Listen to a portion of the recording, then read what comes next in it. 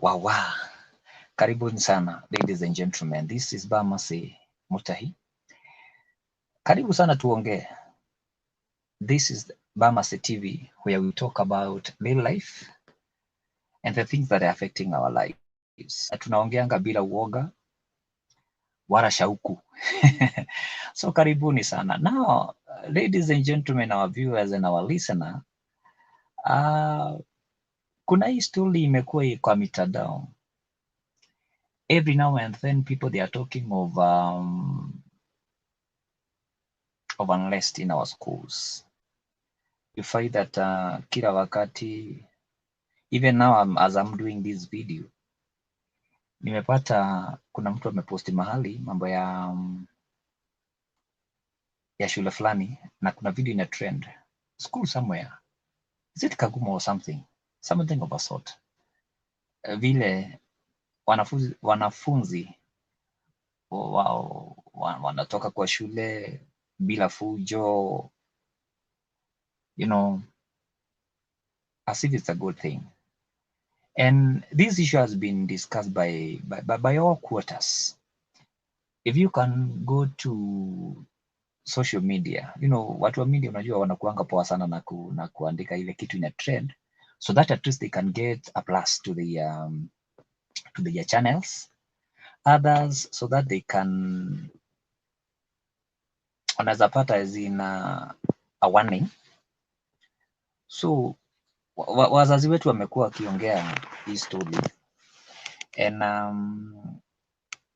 unapata hata walimu wameongea, principals, teachers wameongea, and I remember even the government through the Minister of Education ameongea, hata yeye amepeana maoni yake.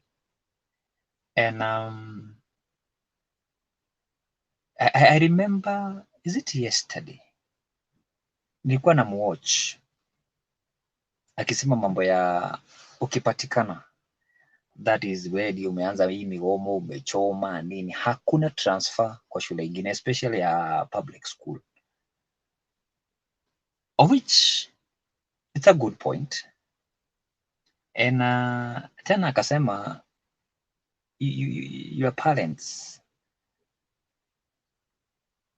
that is wazazi hawa wanafunzi ndio watalipa hii story yote, as in depending na damage ni wao watalipa. So na shule mingi zimefungwa.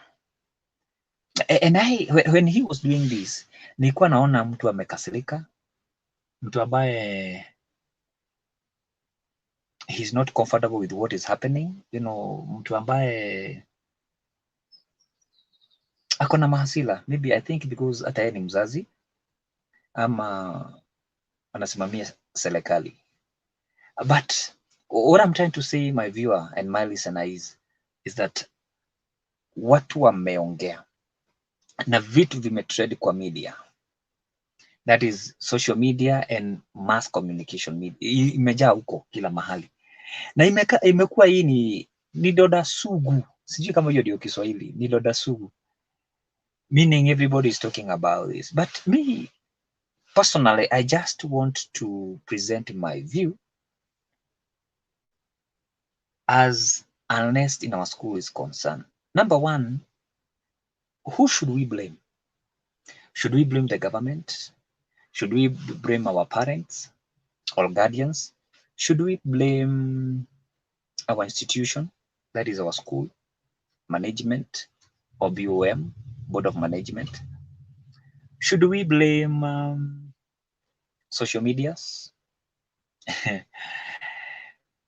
Should we blame who should carry this burden? Should we blame our students? Who should be blamed?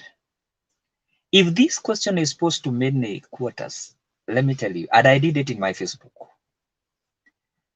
na watu wamepeana maoni yao, story mingi hivi na hivi na vile. First of all, it is not good to burn down the school or the building, because the building has nothing to do with you are either your stress, your depression, your demands, because some of them they are demanding even TV, sijui wengine wana demand mikate. You know, there is no way. I don't think it is advisable to ban the school or any building, or to wengine wamechoma mpaka mabuses. I don't think that is not the way of driving your point home, because I believe you can drive your point home through many areas. I believe that. So what am I trying to say? Let me just give my opinion. If we can talk of blame game, I believe we can blame all of us. There is an interview I did with Reverend Doria, and I posed this question to him. Mchungaji, nani anaweza kuwa blamed by all this? And I remember he said, it is all of us. It is an inclusive thing. So the same point I support his point. This is all our responsibility. And I remember, can I just remind you, ile wakati wa kitambo, wakati tulikuwa tunaenda shule, you know, ama tukisoma, sisi kama wanafunzi tulikuwa watoto wa watu wote. Meaning, jirani angekutreat vizuri ama angekudiscipline. Kama ungekuwa na njaa, ungekula kila mahali, maana wewe ni mtoto wa community. Let me use this word, community. But now tumekaa mahali kitu ikaanza kubadilika. Kila mtu mtoto na mzazi wake ama guardian yake. So sio a community issue. So we are not living that time now. Every kid is owned by his or her own parents or guardians, and they are the one who take responsibility. So what I'm trying to say is, the problem that we have, the unrest of our schools, we have to talk about it. And let me tell you, my dear and my listener, we have to go, lazima turudi nyuma ya hema. We as parents, because most burden, and I can say this without fear nor contradiction, blame kubwa sana ni ya sisi tunajiita wazazi ama guardians. Because ukiona mwanafunzi yeyote who dare to touch down ama ameamua kuchoma shule ama kumisbehave, that is what I normally say. Ukiona mtoto yeyote ana misbehave kwa public, what do you think normally happen in private? That is kwa boma yao ama wakati ako na wazazi wake. Okay, kuna watu they normally exercise what they normally see kutoka kwa wazazi wao kwa public. So we should not rule out that. But as what I'm trying to say is, ukiona hao watoto wanafanya hii tabia kuchoma, kufanya nini, to an extent unapata mtoto ako na courage and confidence, anawaambia walimu, sisi tunaondoka, because if you continue to hold hapa tutachoma shule, so wacha tuende nyumbani, tutaku SMS if this things is not exaggerated, tutakwambia wakati wa kurudi. What does that tell you? We have been raising children without morals. Na kama kuna mahali learning inaanza ni nyumbani. Watu wameanza kuandika mambo ya kababa na kamama. It is true. It is true. Visit some family. Tembelea boma zingine. Those are the words. By the way, kuna story nishapeana. Sisi tulikuwa tunasoma na mrembo mwingine. Believe you me, nilikuja kujua jina lake kamili when we were sitting for KCPE. Juu alikuwa anaitwa Mam. Kumbe jina mam sio jina lake. Hapana. Sitamtaja. I'm not going to mention her name. Juu hata hii video najua ataiona. Na I believe she'll comment. So watu walikuwa surprised kujua jina lake rasmi. So what I'm trying to say is very simple. Hii masomo inaanza nyumbani. Hapo ndio watu huongea. Hapo ndio tunafunza watoto wetu kusema sorry, thank you, to appreciate. Hapo ndio tunafunza watoto wetu kusema excuse me. Hapo ndio tunafunza watoto wako kurequest kitu, not to demand. Hapo ndio tunafunza watoto wetu ya kwamba some things you can miss them in life, but maybe in later you'll get them. Meaning, we teach them about being patient, etc., etc. So the balls, ama hii story inaanza kwa manyumba zetu. Let me just give you a very simple illustration. Allow me to talk to a good.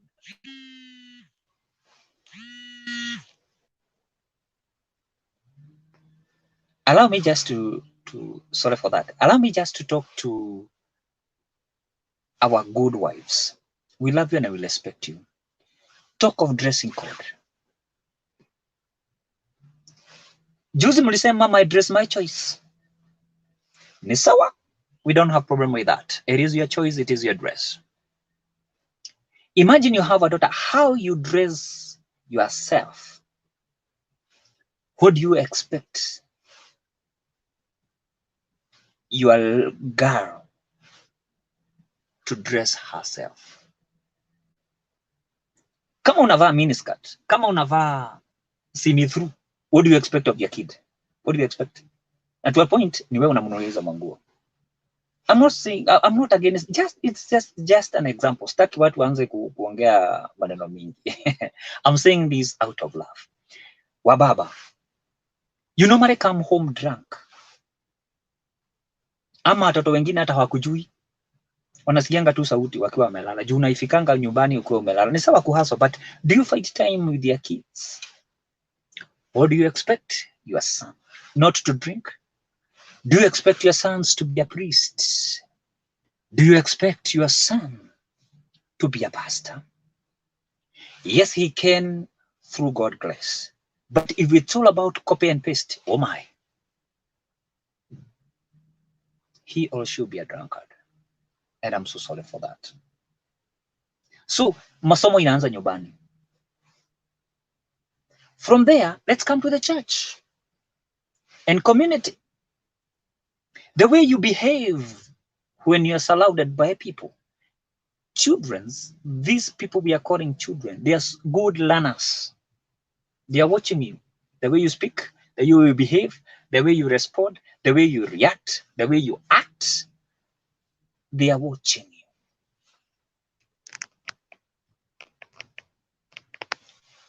you. They are watching you. Whatever you normally do. Right? They normally watch you. Come to the church. Corruption. Very soon nakuletea story ya stealing in the name of the Lord. That video is coming very soon.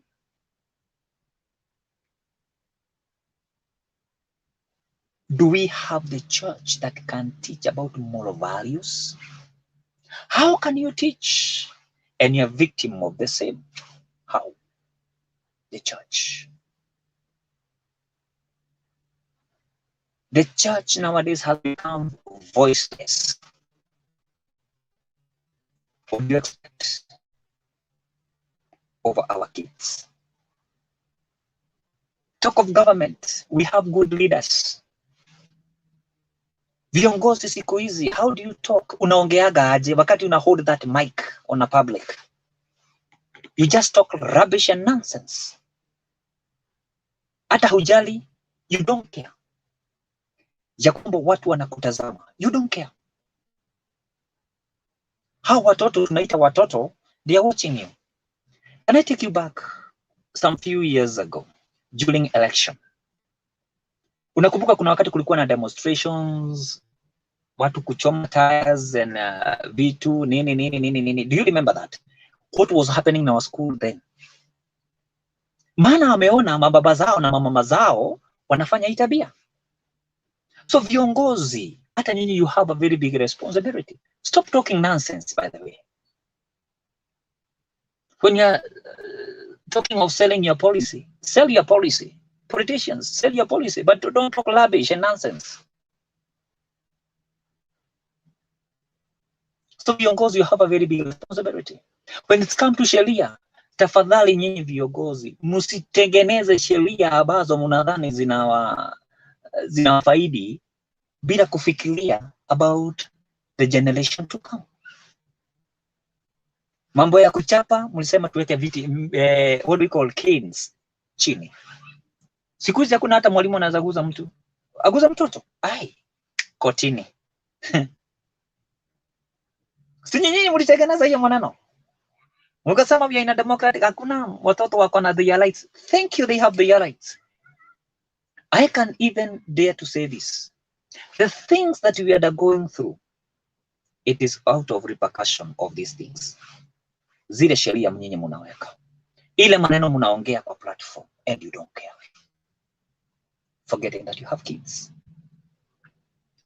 But the worst of all, the worst of all, the people who are misleading our kids, we are all parents. It is we as parents. Na shida ile kubwa ni watu wale tulifunzwa adabu, tulichapwa na wazazi wetu.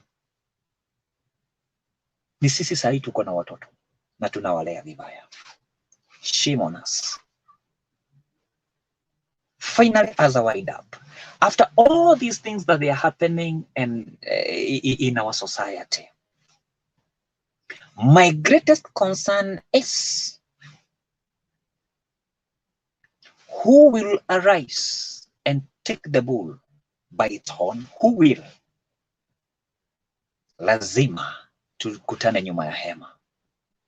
Another thing that is my concern and my worry, we have, according to statistics, as I'm doing this video, we have more than 3 million students in high school. That is statistics. Let's go by that. If a school of like what miagapi 300 or 3 or 300 500 ama let's say 1000, let's go by 1000. If they can burn the school completely, if they can damage to an extent, wazazi warudi kwa mfuko yao walipe hii pesa yote.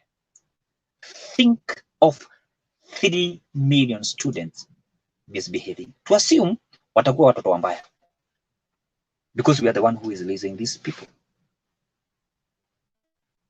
So meaning, and my point is very simple, come to the time that these people take the full charge and responsibility of this republic. Let me tell you, these people will never take no as an answer. Believe you me.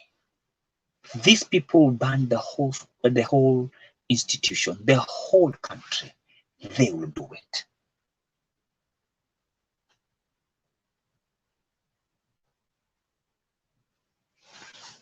Because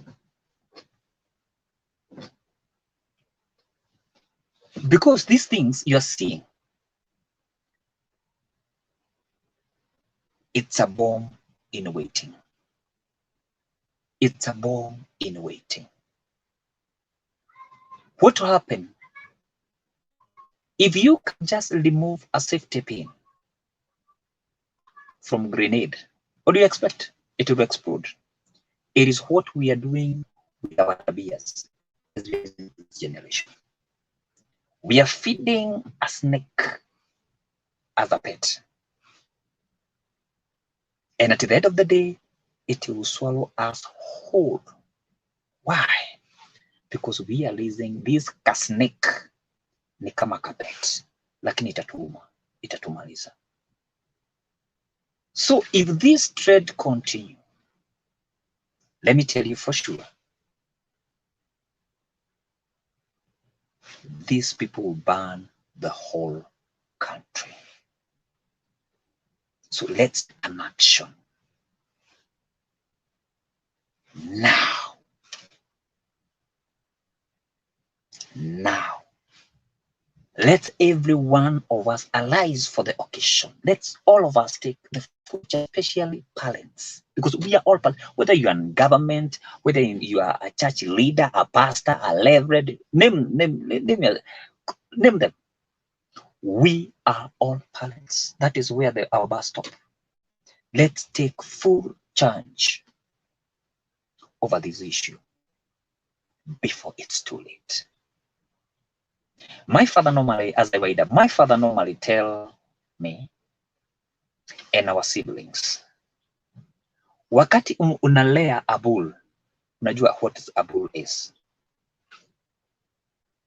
Ni dume. Wakati unamlea dume, two things normally happen. Number one, utapata pesa.